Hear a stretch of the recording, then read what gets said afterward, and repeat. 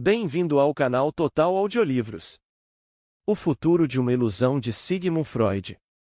Capítulo 4. Uma investigação que avança imperturbada como um monólogo não é inteiramente inofensiva. Cede-se com muita facilidade à tentação de afastar pensamentos que querem interrompê-la e, em troca, fica-se com um sentimento de insegurança que, no fim, se quer emudecer por meio de uma firmeza excessiva. Imagino, portanto, um adversário que acompanha minhas explicações com desconfiança, e lhe cedo a palavra regularmente. Ouço dizer, o senhor empregou repetidamente expressões como a cultura cria essas ideias religiosas e a cultura as coloca à disposição de seus membros, o que soa um tanto estranho, eu mesmo não saberia dizer a razão, mas não soa tão natural quanto afirmar que a cultura criou prescrições sobre a divisão dos produtos do trabalho ou sobre os direitos quanto a mulheres e filhos. Penso, porém, que é legítimo usar tais expressões.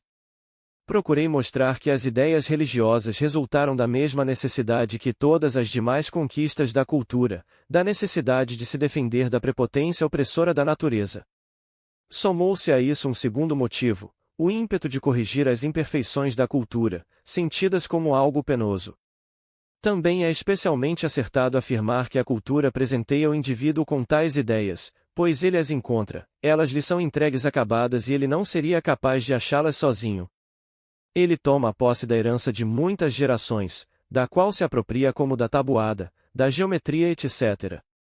Há, todavia, uma diferença, mas esta se encontra em outro ponto e por enquanto ainda não pode ser esclarecida.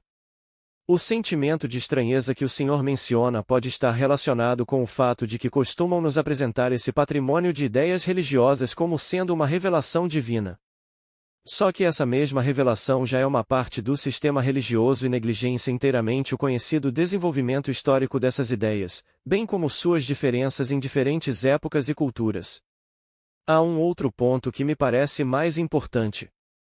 O senhor faz a humanização da natureza resultar da necessidade de acabar com a desorientação e o desamparo humanos frente às suas temidas forças, de se relacionar com elas, e, por fim, de influenciá-las. Semelhante motivo, porém, parece supérfluo. O homem primitivo não tem mesmo qualquer escolha, não pode pensar de outro modo. É natural para ele, como algo inato, projetar o seu ser no mundo, considerar todos os processos que observa como expressões de seres que, no fundo, são idênticos a ele. É o seu único método de compreensão. E de modo algum é evidente, mas antes uma notável coincidência, que ele tivesse de ser bem-sucedido em satisfazer uma de suas maiores necessidades ao se deixar levar de tal maneira por suas disposições naturais. Não acho isso tão estranho. O senhor acredita, então, que o pensamento humano não conhece motivos práticos, que é apenas a expressão de uma curiosidade desinteressada? Ora, isso é deveras improvável. Acredito, pelo contrário, que o homem, mesmo quando personifica as forças da natureza, segue um modelo infantil. Ele aprendeu com as pessoas de seu primeiro ambiente que estabelecer uma relação com elas é o caminho para influenciá-las, e por isso, com a mesma intenção, trata posteriormente tudo mais que encontra tal como tratou essas pessoas.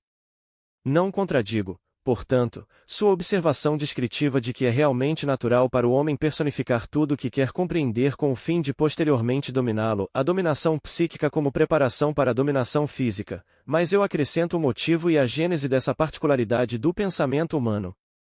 E agora ainda um terceiro ponto. O senhor já se ocupou da origem da religião em outro momento, no livro Totem e Tabu. Nele, porém, as coisas têm outro aspecto. Tudo é a relação pai-filho, Deus é o pai elevado, o anseio pelo pai é a raiz da necessidade religiosa. Desde então, parece que o senhor descobriu o fator da impotência e do desamparo humanos, ao qual geralmente se atribui o papel principal na formação das religiões, e agora o senhor transcreve em desamparo tudo aquilo que antes era complexo paterno. Posso lhe pedir esclarecimentos acerca dessa mudança? Com prazer, eu só estava esperando pelo convite. Se é que se trata realmente de uma mudança. Em Totem e Tabu, eu não quis explicar a origem das religiões, mas apenas do totemismo. O senhor consegue compreender, a partir de qualquer um dos pontos de vista que conhece, que a primeira forma em que a divindade protetora se revelou ao homem foi animal, que existia uma proibição de matar esse animal e comê-lo, e, no entanto, também o costume solene de matá-lo e comê-lo coletivamente uma vez por ano? É precisamente isso que ocorre no totemismo. E dificilmente seria oportuno disputar se o totemismo deve ou não ser chamado de religião. Ele possui relações estreitas com as posteriores religiões de deuses. Os animais totêmicos se transformam nos animais sagrados dos deuses. E as primeiras, porém mais profundas restrições morais, as proibições do assassinato e do incesto, surgem no solo do totemismo. Aceitando ou não as conclusões de Totem e Tabu, espero que o Senhor conceda que o livro reúne em um todo consistente alguns fatos bastante notáveis e dispersos. Porque o Deus animal não bastou por mais tempo e foi substituído pelo humano é algo que mal foi tocado em Totem e Tabu, e outros problemas da formação das religiões absolutamente não são mencionados. O Senhor julga que essa restrição é o mesmo que uma negação? Meu trabalho é um bom exemplo de isolamento rigoroso da parte que a observação psicanalítica pode fazer para solucionar o problema religioso. Se agora tento acrescentar aquilo que falta, aquilo que não está tão profundamente escondido, o Senhor não deve me acusar de ser contraditório como antes me acusou de ser unilateral.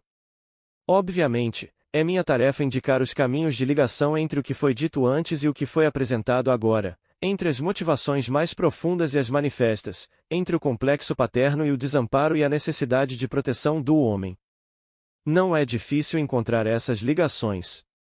Elas consistem nas relações entre o desamparo da criança e o desamparo do adulto, que é continuação daquele, de modo que, como seria de se esperar, a motivação psicanalítica para a formação da religião se transforma na contribuição infantil à motivação manifesta dessa formação.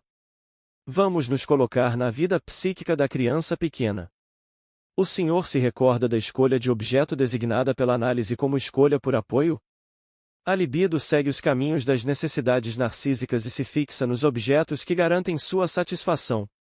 Desse modo, a mãe que satisfaz a fome se transforma no primeiro objeto de amor, e, certamente, também na primeira proteção contra todos os perigos indeterminados e ameaçadores do mundo exterior, na primeira proteção contra o medo, podemos dizer. Nessa função, a mãe logo será substituída pelo pai, mais forte, que a conserva ao longo de toda a infância. A relação com o pai, porém, é acometida de uma ambivalência peculiar. Ele próprio era um perigo, talvez desde o tempo de sua relação com a mãe. Assim, ele não é menos temido quando se anseia por ele e o admira. Os sinais dessa ambivalência na relação com o pai estão profundamente gravados em todas as religiões, segundo também foi explicado em Totem e Tabu.